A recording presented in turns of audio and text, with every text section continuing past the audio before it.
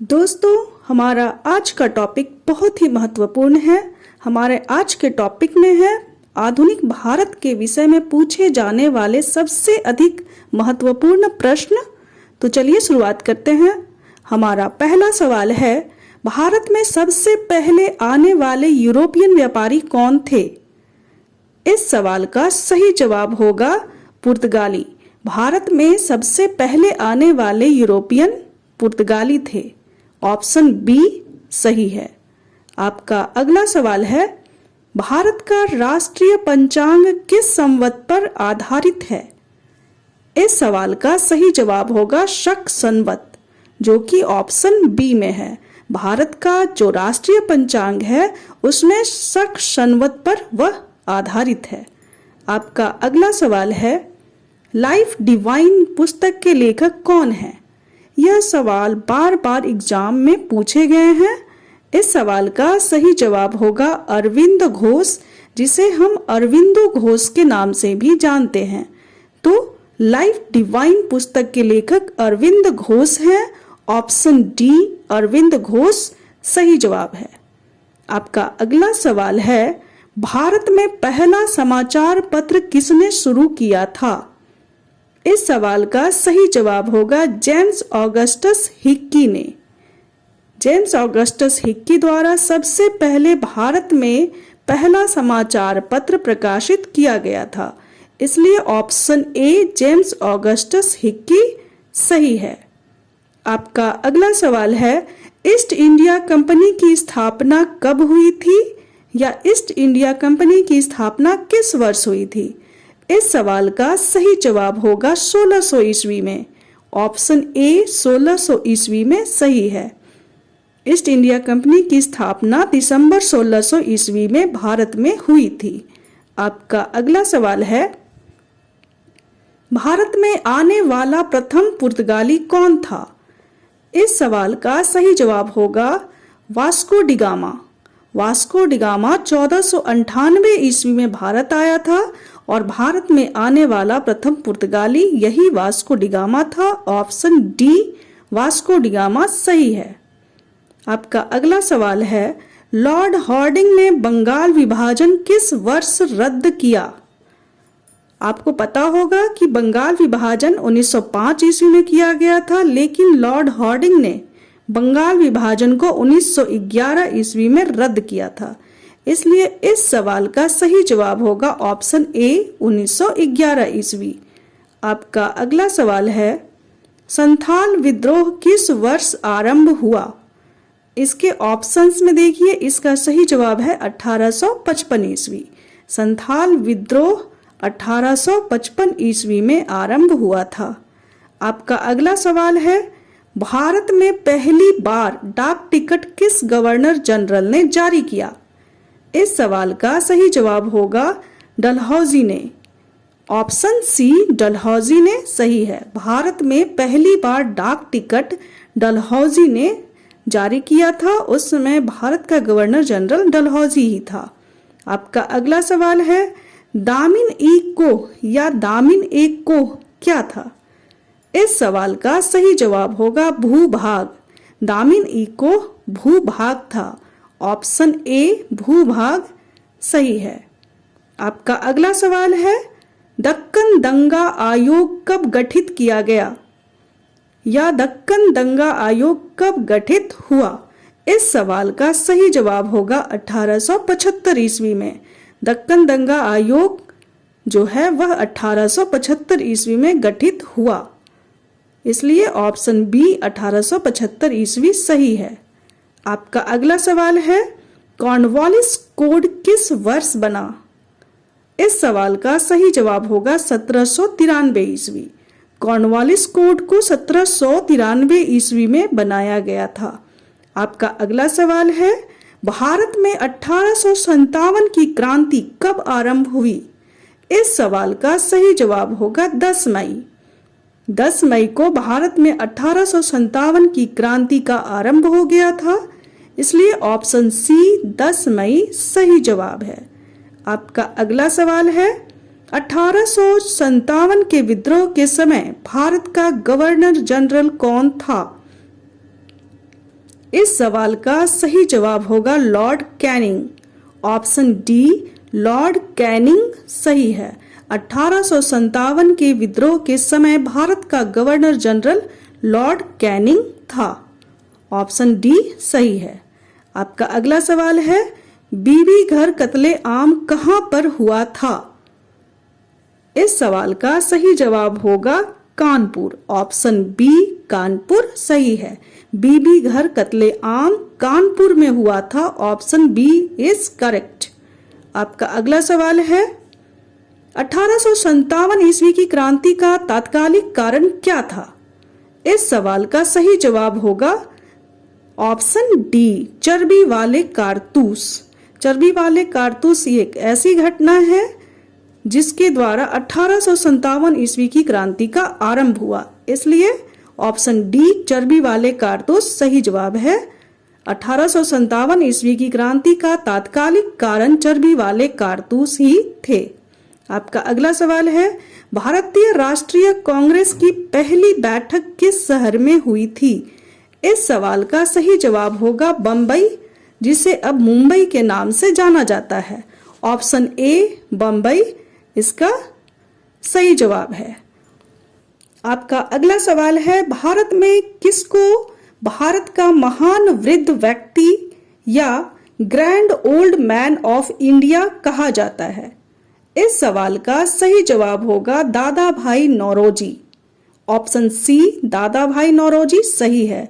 भारत में दादा भाई नौरोजी को भारत का महान वृद्ध व्यक्ति या grand old man of India कहा जाता है। आपका अगला सवाल है, किस गवर्नर जनरल के कार्यकाल के दौरान भारतीय राष्ट्रीय कांग्रेस की स्थापना हुई थी? इस सवाल का सही जवाब होगा लॉर्ड डफरिन।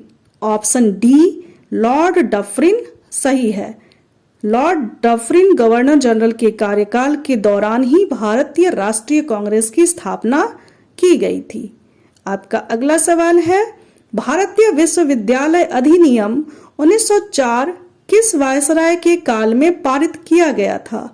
इस सवाल का सही जवाब होगा लॉर्ड कर्जन। लॉर्ड कर्जन के समय में ही भारतीय विश्वविद्यालय अधिनियम 1904 ईस्वी पारित किया गया था। आप ध्यान दीजिएगा, अगर क्वेश्चन यह आता है कि भारतीय विश्वविद्यालय अधिनियम किस वर्ष पारित हुआ, तो उसका आंसर होगा 1904 ईस्वी। आपका अगला सवाल है, भारतीय सिविल सेवा में चुने गए पहले भारतीय का नाम था? इसका सही जवाब होगा सत्येंद्र नाथ टैगोर। ऑप्शन डी सत्येंद्र नाथ टैगोर सही है। भारतीय सिविल सेवा में चुने गए पहले भारतीय सत्येंद्र नाथ टैगोर थे। आपका अगला सवाल है, इंडियन नेशनल कांग्रेस के संस्थापक कौन थे? इस सवाल का सही जवाब होगा A.O.. Hume. Indian national Congress के संस्थापक ए.ओ. ह्यूम थे, जिनका पूरा नाम सर एलन ऑक्टेवियन ह्यूम है। तो इस सवाल का सही जवाब है A.O.. Hume. Indian national Congress के संस्थापक ए.ओ. ह्यूम थे। आपका अगला सवाल है, भारतीय संघ या इंडियन एसोसिएशन के संस्थापक कौन थे? इस सवाल का सही जवाब होगा सुरेंद्र नाथ बनर्जी। भारतीय संघ या इंडियन एसोसिएशन के संस्थापक सुरेंद्र नाथ बनर्जी थे, इसलिए इस सवाल का सही जवाब ऑप्शन बी होगा सुरेंद्र नाथ बनर्जी। आपका अगला सवाल है, भारतीय राष्ट्रीय कांग्रेस की स्थापना किस वर्ष की गई? इस सवाल का सही जवाब होगा 1885 ईस्वी में 1885। भारतीय राष्ट्रीय कांग्रेस की स्थापना 1885 ईस्वी में की गई थी।